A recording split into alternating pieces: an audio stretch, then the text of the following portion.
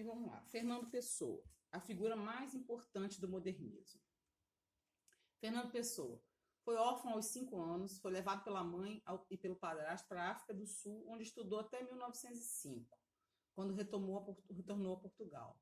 Colaborou na revista Águia, fundou e foi diretor da revista Orfeu, né, a primeira revista do modernismo português.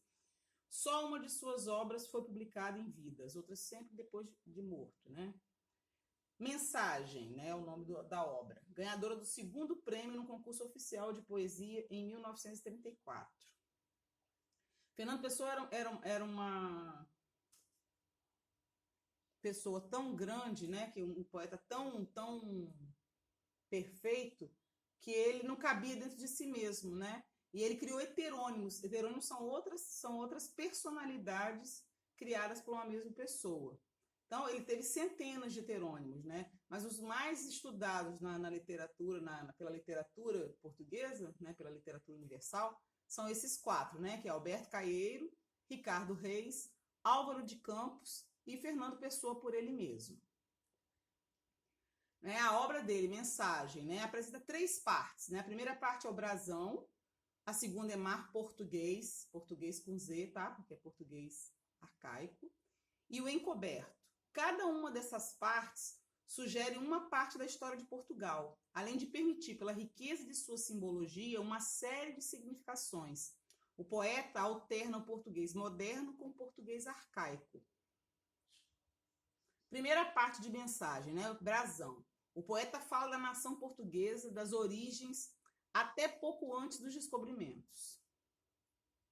Mar Português, a segunda parte de Mensagem, né? Composta de 12 poemas sem subdivisões. Conta o período das grandes navegações, né? Quando Portugal era uma grande potência. O auge da história lusitana, né? Da história portuguesa, quando Portugal estava livre de obstáculos e desejoso de dominar os mares, né? Como dominou realmente, né? No período das colonizações. O encoberto, que é a última parte. Esta subdividida em 3 seções, em que há a expressão do sentimento de decadência que se seguiu ao apogeu lusitano, né? Do enfoque sebastianista, e essa parte fixa na figura do rei Dom Sebastião e na crença do Quinto Império. Qual é esse mito? Né? Dom Sebastião foi um rei de Portugal que se perdeu, sumiu durante uma batalha. Né? E aí os portugueses criaram um mito que um dia ele retornaria, né, a Portugal e fundaria o Quinto Império. Né? Então, Dom Sebastião foi aguardado, existia esse mito, né? Só que ele nunca apareceu. Né? Curiosidade. Né? O poeta demonstrava interesse por ocultismo e misticismo. O poema hermético de Pessoa, mais conhecido e apreciado entre os estudantes de esoterismo, intitula-se No Túmulo de Christian Rosenkreuz. Além disso, ele costumava fazer consultas astrológicas para si mesmo. Hora absurda. O teu silêncio é uma nau com todas as velas pandas. Brandas, as brisas brincam nas flâmulas. Teu sorriso. E o teu sorriso no teu silêncio é as escadas e as andas com que me findo mais alto e ao pé de qualquer paraíso. Meu coração é uma ânfora que cai e que se parte. O teu silêncio recolhe-o e guarda-o a um canto. Minha ideia de ti é um cadáver que o mar traz à praia. E, entanto, tu és a tela irreal em que erro a cor da minha arte. Abre todas as portas e que o venho varra a ideia que temos de um perfume de ócio os salões. Minha alma é uma caverna enchida pela maré cheia, e a minha ideia de te sonhar uma caravana de estriões. Chove ouro baço, mas não no lá fora, é em mim, sou a hora. E a hora é de assombros, e toda ela escombros dela. Na minha atenção há uma viúva pobre que nunca chora. No meu céu interior nunca houve uma única estrela. É uma poesia de Fernando Pessoa. Conforme o próprio Fernando Pessoa, né? Os heterônimos representam diferentes visões de mundo e diferentes personalidades poéticas. Multipliquei-me para me sentir. Para me sentir, precisei sentir tudo. Transbordei-me, não fez senão extravasar-me. Né? Essa é a explicação dele para a criação dos heterônimos. Aí vamos falar um pouco de cada um. Ó. Alberto Caeiro é o heterônimo considerado mestre de todos os outros.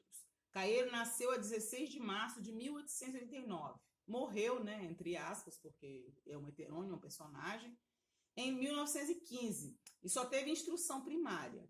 Poeta que busca o campo e a vida ingênua e simples. Para ele, o mundo é só o real sensível, o que percebemos pelos sentidos. Por isso, pensar é estar doente dos olhos, diz. Autobiografia, né? Se depois de eu morrer quiserem escrever a minha biografia, não há nada mais simples. Tem só duas datas, a da minha nascença e a da minha morte. Entre uma e outra coisa, todos os dias são meus. Sou fácil de definir. Vivi como um danado.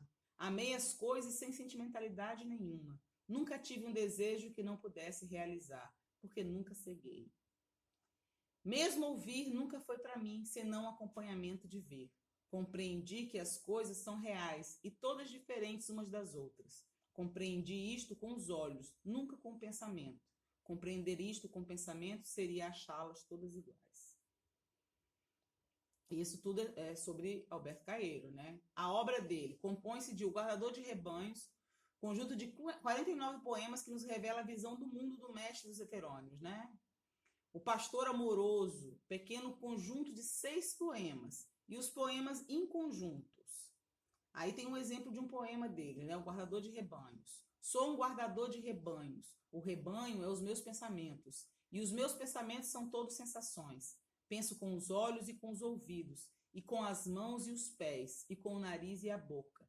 Pensar uma flor é vê-la e cheirá-la, e comer um fruto é saber-lhe o sentido. Por isso, quando um dia de calor me sinto triste de gozá-lo tanto, e me deito ao comprido na erva e fecho os olhos quentes, sinto todo o corpo, meu corpo deitado na realidade. Sei a verdade e sou feliz. Outro heterônimo, né? Ricardo Reis. Nasceu, né? Que é um heterônimo, então ele foi criado, a 19 de setembro de 1887. Formou-se em medicina e exilou-se no Brasil porque, como era monarquista, não concordava com a República. Ricardo Reis é o poeta pagão, estudioso da cultura clássica, né? Cultura grega, né? Em suas odes manifesta a tranquilidade horaciana e o correspondente epicurismo.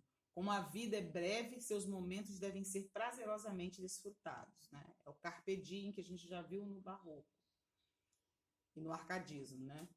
Aí um exemplo, ó. Ode. Bocas roxas de vinho, testas brancas sob rosas, nus brancos antebraços, deixados sobre a mesa. Tal seja, Lídia, o quadro, em que fiquemos mudos, eternamente inscritos na consciência dos deuses. Antes isto que a vida, como os homens a vivem, cheia de negra poeira que erguem das estradas. Só os deuses socorrem com seu exemplo aqueles que nada mais pretendem que ir no rio das coisas. Outro heterônimo, Álvaro de Campos. Ele nasceu, né, quer dizer, foi criado a 15 de outubro de 1890. Isso é tudo imaginado, né, que Fernando Pessoa imaginou. Era engenheiro naval formado na Escócia, poeta modernista, é o heterônimo que mais se aproxima da vanguarda, sobretudo do futurismo. Por isso cultua a máquina e a velocidade. É o habitante da cidade grande, agressivo, moderno, voltado para o seu tempo. Um exemplo da poesia dele, Ode Triunfal. A dolorosa luz das grandes lâmpadas elétricas da fábrica. Tenho febre e escrevo. Escrevo rangendo os dentes, fera para a beleza disto. Para a beleza disto totalmente desconhecida dos antigos. Ó rodas, ó engrenagens, é eterno. Forte espasmo retido nos maquinismos em fúria fora e dentro de mim. Por todos os meus nervos dissecados fora, por todas as papilas fora de tudo com que eu sinto. Tenho os lábios secos, ó grandes ruídos modernos, de vos ouvir demasiadamente de perto. E arde-me a cabeça de vos querer cantar com um excesso, de expressão de todas as minhas sensações, com um excesso contemporâneo de voz, ó máquinas. Álvaro de Campos, inadaptado, vivendo sempre à margem. Ele é pessimista, descrente e angustiado, mas, antes de tudo, lúcido. Fernando Pessoa por ele mesmo. Fernando Pessoa é o ortônimo, né? É um poeta O ortônimo é, na realidade, quem é ele realmente. É um poeta que retoma a tradição lírica portuguesa, tanto na ingenuidade de quadras ao gosto popular cancioneiro. Um exemplo, né, de poesia dele, de Fernando Pessoa, por ele mesmo. Cantigas de portugueses são como os barcos no mar, vão de uma alma para outra com riscos de naufragar. Vesti-me toda de novo e calcei sapato baixo, para passar entre o povo e procurar quem não acho.